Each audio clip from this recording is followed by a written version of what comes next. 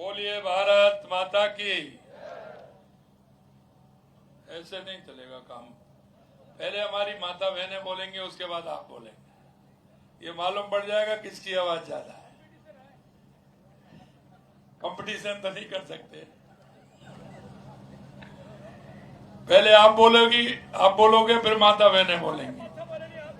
पहले नहीं, पहले आप बोलोगे, उसके बाद माता बहनें बोलेंगी।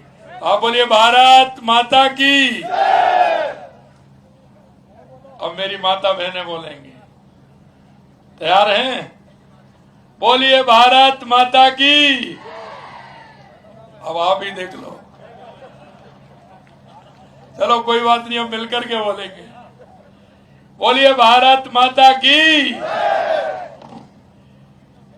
रामदेव बाबा की, रानी सती की, लोहारगल धाम की, शाकंभरी माता की, सालासर धाम की, खाटू श्याम की, आप सभी की।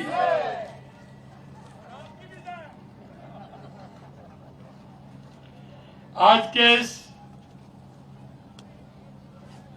झुंझुनू के स्वागत के इस कार्यक्रम में मंच पर विराजमान मेरे कैबिनेट के मेरे साथी, आपके पड़ोस के जिले के किसान नेता के रूप में जिनको जाना जाता है, ऐसे हमारे यूडीएच मंत्री भाई जावर सिंह खर्रा साहब, कैबिनेट के मेरे दूसरे साथी, युवा संघर्षशील और आपके जिले के प्रभारी भाई अविनाश गहलोत जी, आपके अपने लोक लाडले विधायक जिनको कि आपने बहुत बड़े अंतराल से उपचुनाव में जिता करके भेजा, ऐसे भाई राजेंद्र भामू जी। लेकिन आदमी बड़े काम के हैं। इन्होंने काम गिनाए, इतने काम गिनाए, और मेरे पास भी लिस्ट लेके आया हूं, पूरी लिस्ट है, पर फिर भी इनके पत्र नहीं बीतते, दो चार देते ही रहते हैं। मेरे यहाँ ये भी होना चाहिए। मैंने भाई कहा 21 साल का तुम्हारा काम हो गया जो नहीं हो रहा था, 11 साल का तुम्हारा काम हो गया जो नहीं हो रहा था, और नए काम भी आपके हो गए। लेकिन रोज 2-4 पत्र जब मिलने आते हैं तो मैं तो वैसे ही आ रहा हूं मिलने के लिए मुख्यमंत्री जी, और आते हैं तो 2-4 पत्र और दे देते कि ये भी होना चाहिए, ये भी होना चाहिए। ऐसे हमारे भामू जी, आपके अपने ही हमारे प्रदेश के उपाध्यक्ष भाई मुकेश दादी जी, प्रदेश के महामंत्री श्रवण बगड़ी जी, जिला अध्यक्ष बनवारी लाल सैनी जी, कार्यक्रम के प्रभारी काशीराम गोदारा जी, प्यारेलाल डूकिया जी, मुकेश कड़वासरा जी, कमलकांत शर्मा जी, विशंबर पूनिया जी, अनिल लांबा जी, सरजीत चौधरी जी, रोहतास धाकर जी, अनुपम जाकर जी, राजकुमार जी जांगड़ साहब, और मंच पर विराजमान सभी हमारे मंचासीन अतिथिगण, मेरे सामने बैठे झुंझुनू के सभी मेरे पूजा योग बुजुर्गों, नौजवान दोस्तों, और इतनी बड़ी संख्या में आई मेरी माता बहनों, सबसे पहले तो मैं आप सभी का वंदन करता हूं, अभिनंदन करता हूं, आप सभी को मैं प्रणाम करता हूं।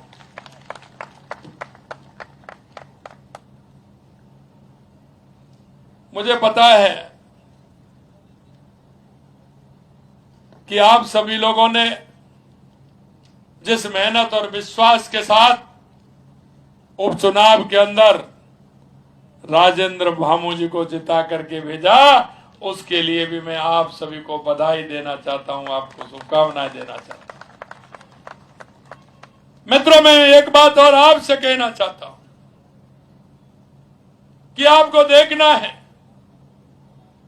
कि जो लोग लंबे समय से के झुंझुनू की राजनीति में राजनीति करते आए और जिन्होंने आप के विश्वास को तोड़ने का काम किया है, उन्होंने आपके इतने लंबे समय में आपको क्या किया है। और एक तरफ आपने राजेंद्र बामूजू को जिता करके भेजा है, इनके काम भी देख लेना और उनके काम का आंकलन भी कर लेना कि किस तरह से काम हो रहा है। मैं ये बात इसलिए आपसे कहना चाहता हूं, मेरे भाइयों, हमारा भाई वो होता है जो वक्त पर काम आता है। भाई वो होता है जो वक्त पर काम आता है। सिर्फ वोटों के लिए भाई नहीं होता है। वोट आते हैं तो भाई को भाई की याद आती है, जाति भी याद आती है, धर्म भी याद आ जाता है। लेकिन जब वोट निकल जाते हैं तो कुछ याद नहीं आता है। ऐसे लोगों से सावधान रहना चाहिए, सावधान रहना चाहिए। मैं आपसे इसलिए कहना और चाहता हूं कि 70 साल में सबसे ज्यादा अगर इस देश पर राज किया, प्रदेश पर राज किया, तो कांग्रेस ने किया। ये वही लोग हैं जो चुनाव से पहले सर्वे करा देते हैं, लट्ठे डलवा देते हैं और चुनाव बाद कुछ नहीं होता है, कोई काम नहीं होता है। हम देश के यशस्वी प्रधानमंत्री नरेंद्र मोदी जी के नेतृत्व में काम करते हैं। सबका साथ, सबका विकास, सबका विश्वास। और देश के यशस्वी प्रधानमंत्री नरेंद्र मोदी जी को शेखावाटी से बहुत प्यार है, बहुत प्यार है, यहाँ के लोगों से बहुत प्यार है। क्योंकि जब वो आए थे तो आपको ध्यान होगा, उन्होंने कहा कि किसानों की धरती है, यह मेरे उन जवानों की धरती है कि जो देश में सबसे ज्यादा संख्या है तो वो शेखावाटी के जवानों की संख्या है, शेखावाटी के जवानों की संख्या है।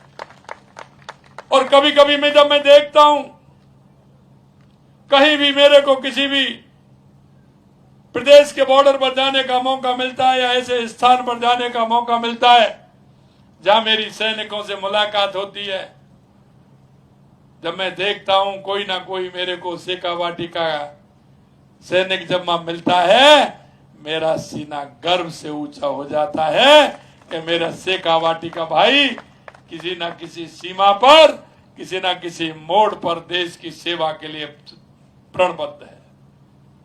मेरे भाइयों और बहनों, ये किसानों की धरती है, ये जवानों की धरती है।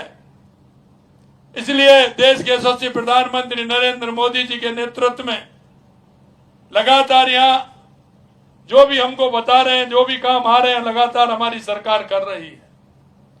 एक बात जरूर मैं आपसे कहना चाहता हूं, क्योंकि कई लोगों ने मेरे से कहा कि 47-48 के टेम्परेचर में आप कहां जा रहे हो, वो भी भाई रोड से जा रहे हो।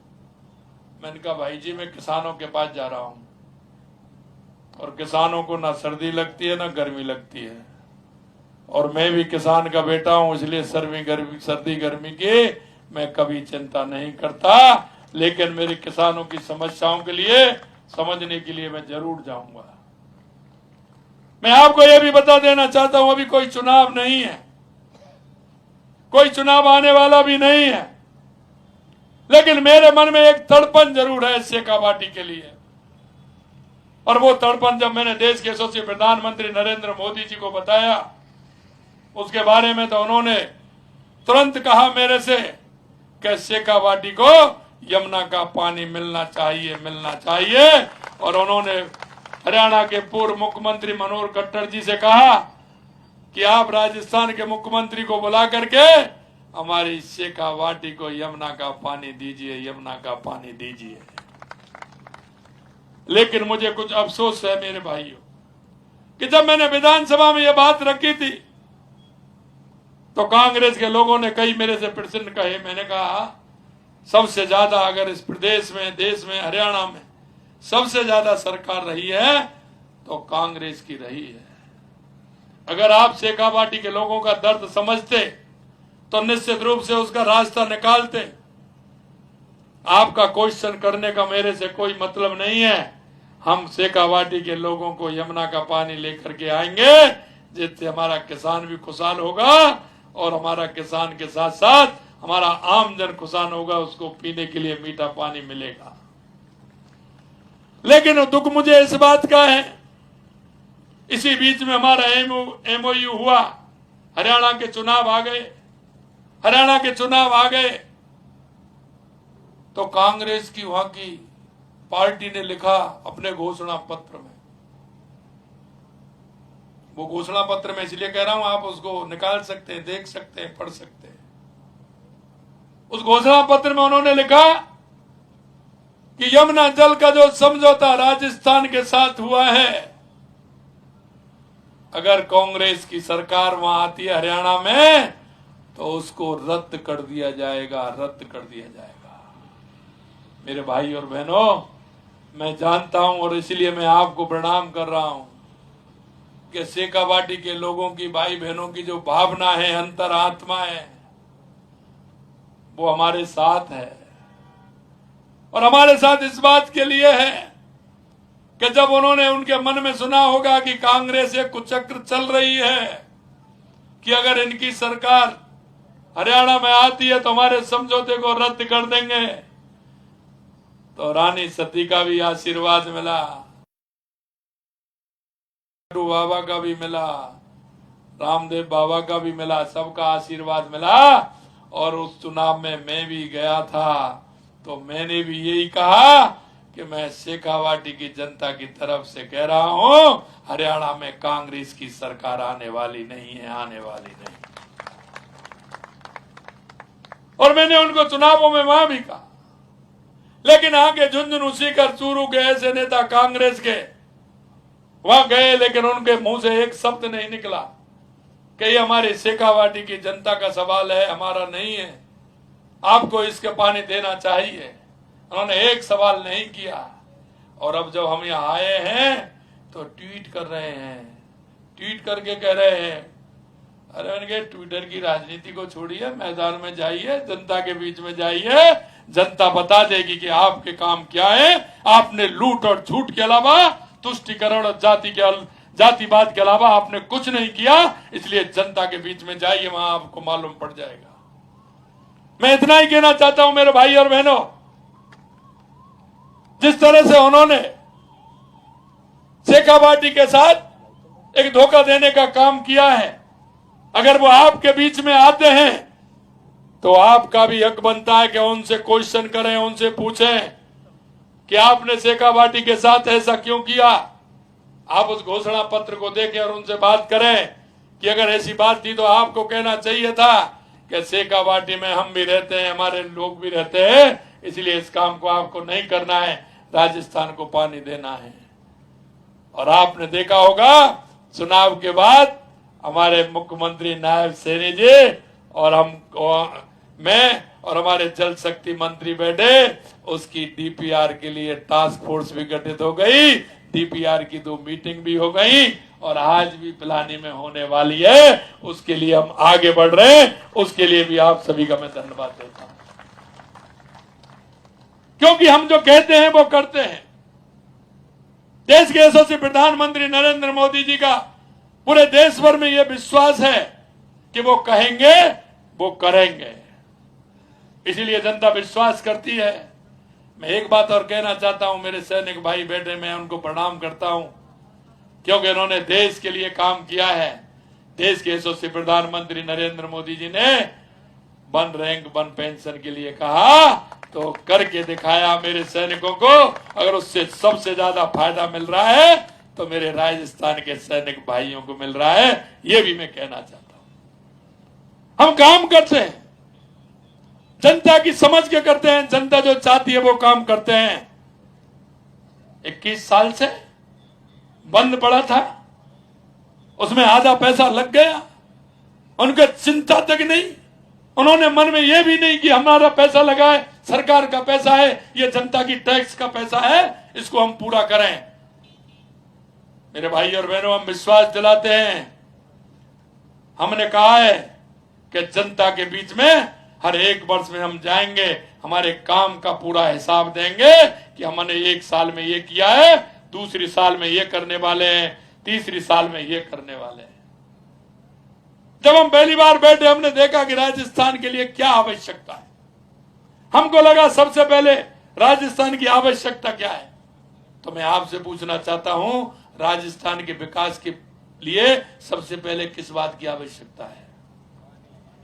आप बताओगे ना? पानी किसकी? पानी की। तो हमने पानी के लिए, आपने देखा होगा, पूरे राजस्थान में काम किया है। हमारे 17 जिले जो ERCB रामजल सेतु योजना से जुड़ रहे हैं, इनका शिलान्यास 1 साल होने पर देश के प्रधानमंत्री जी ने किया। दूसरा, आप यमुना समझौता देख रहे हैं, यमुना समझौता का DPR बन रही है। तीसरा, आपने देखा होगा इंदिरा गांधी नहर, गंग नहर के लिए 3400 करोड़ रुपए उसे सुधारने के लिए, खालों के निर्माण के लिए, डिग्गी के निर्माण के लिए हमने पैसा दिया है। दूसरा चौथा पैसा हमने देवास स्कीम के लिए दिया है, जो उदयपुर से पानी आएगा। उदयपुर का आधा पानी अरब सागर की तरफ जाता था, आधा हिंद महासागर की तरफ हमारी तरफ आता था। जिसका उपयोग होता था उसका उपयोग नहीं होता था। उसमें भी टनल बना के, एनीकट बना के उस पानी को भी हमने लेने का काम किया है। हमारी माही डैम की स्कीम को बांसवाड़ा, डूंगरपुर, पाली तक कैसे जाए, उसका काम हमने किया है। पाली और सिरोही के लिए उसका पानी कैसे मिले, हमने नर्मदा पर भी काम किया है कि हमारे सांचौर, बाड़मेर, रानीवाड़ा और भीनमाल को पानी कैसे मिले, इसके लिए भी हमने काम किया है। हम राजस्थान में काम कर रहे हैं, पानी के लिए काम कर रहे हैं, और हम आपको विश्वास दिलाते हैं कि हमारी जितनी भी स्कीम है, हम उनको धरातल पर ला करके राजस्थान के किसान को मजबूत करने का काम करेंगे। यहीं से कहा था उन्होंने, कांग्रेस के लोग झूठ बहुत बोलते हैं, और झूठ ऐसी बोलते हैं वो चल नहीं पाती है। कहा ना आलू से सोना बनाने, अरे बन जाएगा क्या? अरे आप बताओ झुंझुनू वाले, आलू वो तो आप खा के आए हैं, वो तो आप खा के आए, आज 40% पूछ लीजिए, वही सब्जी खा के आए। लेकिन मैं ये कह सकता हूं कि आलू से सोना तो नहीं बना सकता, लेकिन मेरे किसान को अगर पानी मिलेगा, मेरा किसान जरूर धरती का सीना चीर करके सोना उगाने का काम करेगा, ये तो मैं कह सकता हूं। मैं इतना आपसे निवेदन करना चाहता हूं। दूसरी समस्या हमारी बिजली की थी। हमने कहा है किसान से, क्यों किसान की तकलीफ को हम जानते हैं। अंधेरे में जाता है, लाइट आती है, घर वहां पहुंचता है, परेशान होता है। हमने कहा किसान को 2027 में हम दिन में बिजली देने का काम करेंगे। किसान दिन में काम करें, शाम को अपने परिवार के साथ, बीवी बच्चों के साथ आराम से समाचार सुने, नाटक देखे, और क्या क्या आते हैं वो देखे सभी, जिससे कि आराम से परिवार के साथ बैठने का मौका उसको मिले। क्या होता है, लाइट आती है, रात को वहां चला जाता है, दिन को वहां रहता है, ना तो समाचार सुन पाता है, ना परिवार के बच्चे सब पढ़ने चले जाते हैं, ना मिल पाते हैं, ना कुछ होता है। हमने कहा किसान को दिन में बिजली देने का काम करेंगे। सबसे पहले हमने एमयू बिजली के ऊपर किया, 2,24 करोड़ का केंद्र सरकार से किया। देश के यशस्वी प्रधानमंत्री नरेंद्र मोदी जी ने कहा कि बिजली में राजस्थान को आगे बढ़ाई। अभी हमने देखा होगा, 4 दिन पहले मैं जैसलमेर गया, 975 मेगावाट का उद्घाटन करके आ गया। इतनी जल्दी बना है। और आगे भी मैं कहना चाहता हूं कि लगातार जो एमयू हमारे राज्य के राजस्थान में हुए हैं, उसमें अधिकतर हमारे बिजली के हैं। तो बिजली में हम आत्मनिर्भर बनेंगे। हम किसान को भी अन्नदाता और ऊर्जा दाता भी बना रहे हैं। किसान के यहां भी बिजली लगा रहे हैं। हमारी सरकारी जितनी बिल्डिंग है उनमें रूफ टॉप पर हमने उसके भी कहा है कि उसको भी हम रूफ टॉप पर लगा करके सोलर के माध्यम से हम वो बिजली भी, हम ऑफिसों में भी बिजली लगाएंगे। उसका जो बचेगी वो बिजली हम पूरी हम लेंगे। उसके क्षेत्र में काम किया है। दूसरा, हमारा युवा, हमारी युवा युवती, हमारी जो पढ़ रही है, युवा है, आपने देखा होगा पिछली सरकार में उनके सपनों को तोड़ने का काम किया। हर पेपर लीक हुआ, हर पेपर लीक हुआ, लेकिन उन्होंने कोई कार्रवाई नहीं की। हमने कहा SIT गठित करेंगे, कार्रवाई। 300 बंदे हैं, 300 के लगभग अंदर जेल में बंदे हैं। और हमारे समय में 16 महीने में 100 पेपर हुए, एक भी पेपर लीक नहीं हुआ, एक भी पेपर लीक नहीं हुआ। ये भी हम आपको विश्वास दिलाते हैं। जब मैंने विधानसभा के अंदर कहा कि हम 1 लाख नौकरी देंगे, उन्होंने कहा कैसे देंगे? हमने कहा देखते जाइए, ऐसे देंगे। अरे ये तो कर ही नहीं सकते। तो मैंने कहा आप डायरी पेन साथ में रखिए, डायरी पेन साथ में रखिए, लिखते जाइए। मेरे भाई और बहनों, मैं आपसे कहना चाहता हूं, 69,000 नियुक्तियां हमारे युवाओं को देने का काम हमारी सरकार ने किया है। जुलाई आ रही है, जुलाई में घोषणा की थी, जुलाई तक हम 1 लाख नौकरी देने का काम करेंगे। और मैं युवाओं से कहना चाहता हूं, मेरे भाई और बहनों से, कि आपका पूरा 1 साल का कैलेंडर निकाल दिया है। कौन कौन सी विज्ञप्ति होंगे, कब निकलेगी, कब पेपर होगा, कब रिजल्ट आएगा, कब नियुक्ति पत्र देने वाले हैं।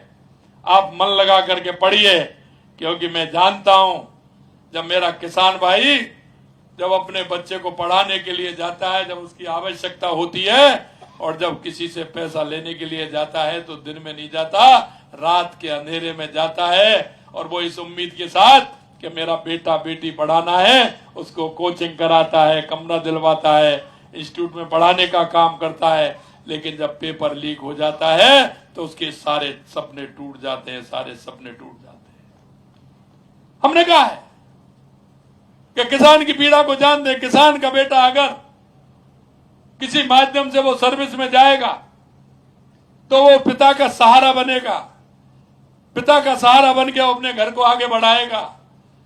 हमने कहा कि हम 5 साल में 4 लाख नौकरी देंगे, आप तैयार रहिए, 4 लाख नौकरी देंगे। हमसे कहते हैं कि आप बार बार कहते हैं, मैंने 10 बार कहूंगा।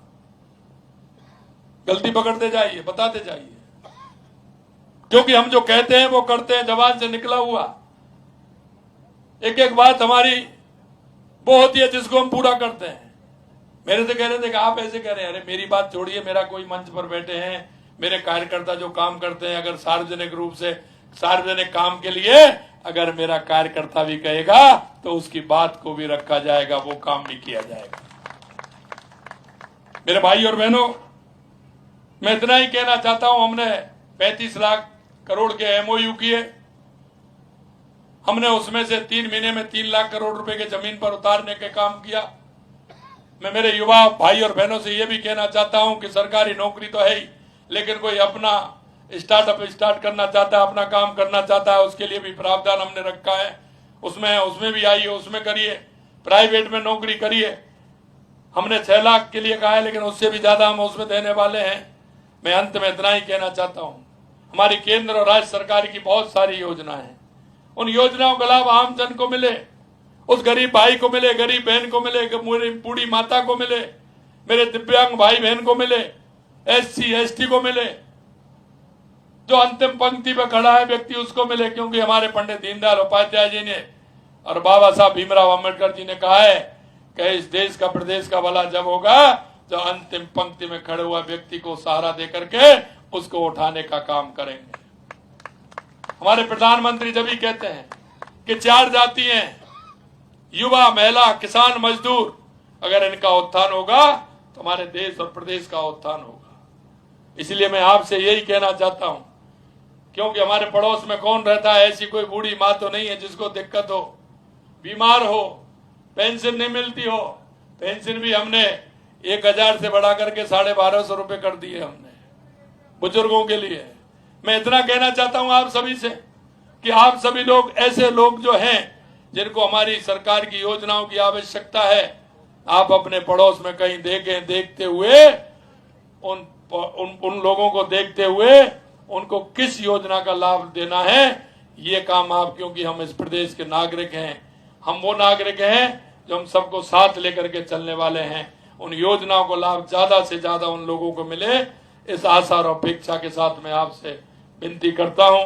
आप सभी लोगों ने जो मेरे को दर्शन लाभ हुए हैं आप सभी के, उसके लिए मैं पुनः धन्यवाद देता हूं। मैं इतना ही कहना चाहता हूं, पन्ने कई हैं, आपके पन्ने कई हैं। 300 करोड़ रुपए के काम तो वैसे ही हैं, बाकी बड़े काम और हैं इसमें। ये जो मेरे पन्ने हैं, मैंने देखा है झुंझुनू हवाई पट्टी की मरम्मत का काम इसमें होगा, झुंझुनू में फ्लाइंग ट्रेनिंग का भी स्थापना की जाएगी, झुंझुनू में खुलाबंदी की स्थापना की, झुंझुनू में न्यायालय भ्रष्टाचार निवेदित ये भी खोला जाएगा। विधानसभा में 10 करोड़ रुपए के नॉन पेचेबल रोड भी होंगे। सामुदायिक स्वास्थ्य केंद्र बग्गड़ सुल्ताना में बेड क्षमता बढ़ाई जाएगी। झुंझुनू में ग्राउंड संबंधी कार्य भी होंगे। झुंझुनू में सतत जलापूर्ति के लिए संवर्धन कार्य भी होंगे। 5000 आबादी वाले ग्राम पंचायतों को भी हम काम करने। सीकर झुंझुनू रोड से झुंझुनू उदयपुर बाटी रोड होते हुए झुंझुनू चिड़ावा रोड का निर्माण, बाईपास का निर्माण भी होगा। मंडाबाद झुंझुनू रोड से सीकर रोड बाईपास का निर्माण भी होगा। झुंझुनू रिजाणी कुंडेला बिसाऊ सड़क का निर्माण, झुंझुनू क्षेत्र में 34 सड़कों के निर्माण कार्य करवाए जाएंगे। ये सारा काम इतना है जो बताया उन्होंने भामू जी ने। ये तो ऐसे आदमी हैं कि जब भी आते हैं 2-4 पन्ने लेकर के आते हैं, होना भी चाहिए। आपके क्षेत्र के विधायक हैं और विधायक ऐसे हैं कि जिनको हमेशा क्षेत्र की चिंता रहती है, वो आपकी चिंता करते हैं। इसलिए मैं उनको भी धन्यवाद देता हूं और आप सभी से भी मैं इतना ही कहना चाहता हूं कि हमारी इन योजनाओं का लाभ जनता तक पहुंचे। कहने को तो बहुत कुछ था, लेकिन समय की मर्यादा है, आगे कई कार्यक्रम है, उसमें मुझे जाना है। आप सभी को बहुत बहुत धन्यवाद। जय हिंद, जय भारत, जय राजस्थान। बोलिए भारत माता की। बहुत बहुत धन्यवाद, बहुत बहुत आभार। ये होती है दृढ़ इच्छा शक्ति की ताकत।